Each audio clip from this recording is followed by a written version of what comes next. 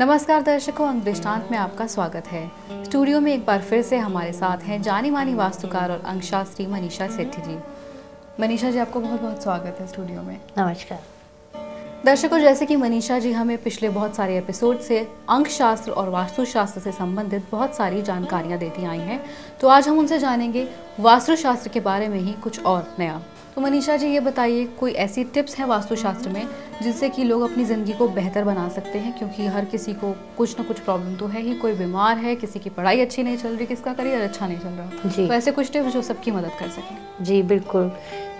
देखिए, जैसे कि मैंने आपको अभी पिछले एपिसोड में भी जानकारी दी है कि वास्तु बहुत ही इम्पॉर्टेंट रोल प्ले करता है व्यक्ति विशेष के जीवन में, चाहे वो अपने घर में रह रहा है, चाहे वो रेंटेड प्लेस में रह रहा है। बट कुछ ऐसी चीज़ें हैं जिनको करके वो बहुत पॉजिटिव महसूस कर सकता है। इट इज़ नॉट नेसेसरी कि वो ये देखे कि मेरा तो घर नहीं है, ये रेंटेड प्लेस है, तो इसमें मैं कुछ चेंजेस नहीं कर सकता और वो उसी नेगेटिविटी में जिए जाए। तो कुछ ऐसी इंपॉर्टेंट बातों का अगर वो अपने जीवन में ध्यान रखता है, जैसा कि अपने सोने की पोजीशन का द मोस्ट इम्पॉर्टेंट थिंग, कि हमेशा सोते वक्त उसको ध्यान रखना है कि उसके जो पैर हैं, सर जो है हमेशा दक्षिण की तरफ हो और पैर जो हैं उसके हमेशा नॉर्थ की तरफ हो।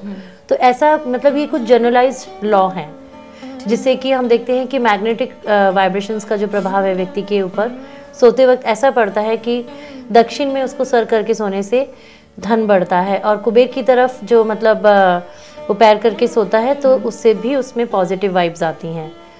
जब व्यक्ति देखा जाता है कि मृत्यु को प्राप्त होता है तो उसका मतलब दक्षिण की तरफ बॉडी कर दी जाती है, क्योंकि उस तरफ जो है वाइब्रेशंस काफ़ी लो जाती हैं।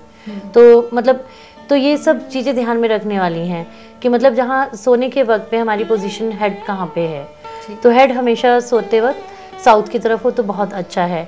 और जो बच्चों का कमरा है, बच्चों का जो बेडरूम है, उसमें इस चीज़ का विशेष तौर से ध्यान रखा जाए कि जो बच्चे हैं हमेशा ईस्ट या वेस्ट फेसिंग करके सोएं, not north and south. Children below 18 years मतलब जो उनका मतलब एक पढ़ाई का समय जो होता है वो ईस्ट या वेस्ट, क्योंकि जो ईस्ट है वो ऊर्जा का मतलब सनराइज है वहाँ पे, तो पूरा स्ट्रेंथ वहीं होता है, या फिर वेस्ट सनसेट होता है वहाँ पे।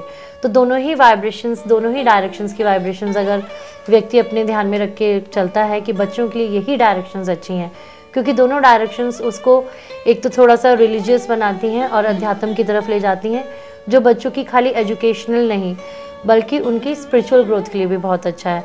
आजकल आपने देखा है कितना वायलेंस हो गया है सोसाइटी में, जरा सी कुछ बात हुई नहीं कि बच्चों में भी वही चीज़ रिफ्लेक्ट कर रही है।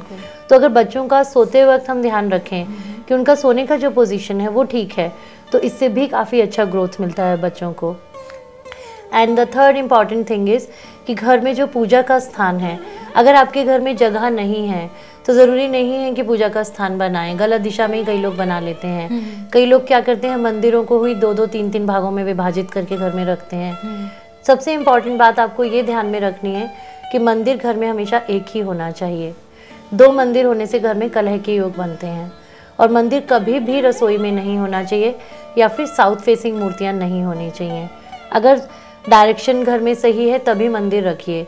नॉर्थ ईस्ट, ईस्ट या वेस्ट, ये तीनों डायरेक्शंस में आप अपने मंदिर की स्थापना कर सकते हैं। अगर ऐसा कोई आपका प्रबंध नहीं हो पा रहा है ड्यू टू सम प्रॉब्लम्स कि आपके पास उतनी जगह नहीं है, तो ऐसी स्थिति में खाली आप नॉर्थ ईस्ट फेस करके एक अच्छी प्रार्थना करिए, और हर थर्सडे के दिन अपने घर के बाहर, या फिर जो स्टूडेंट्स हैं जो जैसे पेइंग गेस्ट एकोमोडेशंस में रहते हैं, उनके लिए भी ये बहुत अच्छा उपाय है कि वो अपने घर के मेन द्वार के बाहर जहाँ पे भी वो रहते हैं, थर्सडे के दिन एक मतलब दिया जलाएं सरसों के तेल का, और मेन गेट के पास उसको रखें और अच्छी सी प्रार्थना करें कि हमें हर तरीके से पॉजिटिविटी मिले। तो in the evening they can do this उपाय एंड दे कैन फील कि बहुत ज़्यादा एनर्जी आ रही है अब उनके अंदर। ये सारी चीज़ें साइंटिफिक हैं। सबसे इम्पॉर्टेंट बात समझने वाली ये है कि स्पिरिचुअल ग्रोथ और दूसरी तरीके की मतलब मेंटल इवन मटेरियलिस्टिक ग्रोथ ये तभी संभव है जब आदमी का एक आउटलुक साइंटिफिक है, वो समझ पाए कि उसमें हमारे में क्या कमी है और किस तरीके से उसको ठीक कर सकते हैं, कौन सी डायरेक्शन किस चीज़ के लिए इम्पॉर्टेंट है। जैसे ईस्ट है या फिर वेस्ट है तो एजुकेशन पॉइंट ऑफ व्यू से वो इम्पॉर्टेंट डायरेक्शन है, तो स्टूडेंट्स का जो रूम होना चाहिए वो ईस्ट या वेस्ट होना चाहिए।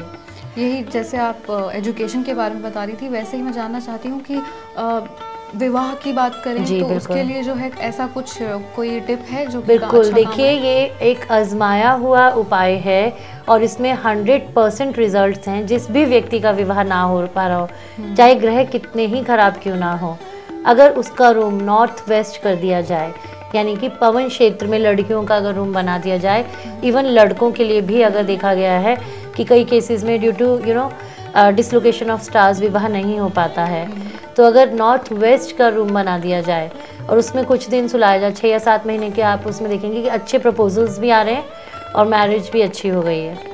वैसे ही व्यापार के लिए कुछ ऐसा टिप? जी बिल्कुल, व्यापार के लिए अगर जैसे कई लोग हैं तो मतलब वो देखते हैं उनके पास इतना पैसा नहीं होता है कि ऑफिस लेके चीज़ों को स्टार्ट करें, तो ऐसे केसेस में अगर वो घर से ही कुछ करना चाहते हैं तो वो घर के स्टार्टिंग में ही अपना ऑफिस बनाएं। कई लोग मैंने देखा है कि मतलब घर के मध्य में या घर के बैक में या फिर बैक साइड रूम्स में जाके ऑफिसेस बनाते हैं, तो ऐसा नहीं करना चाहिए। किसी भी कारण से अगर ऐसा पॉसिबल नहीं है कि हम स्टार्टिंग में बना रहे हैं, तो you can do your business in the main room, यानी कि लिविंग एरिया को भी ऑफिस बना सकते हैं। उसमें भी कई चीज़ों का आपको ध्यान रखने की ज़रूरत है, जैसे कि आप किसी बीम के अंडर ना बैठे हों।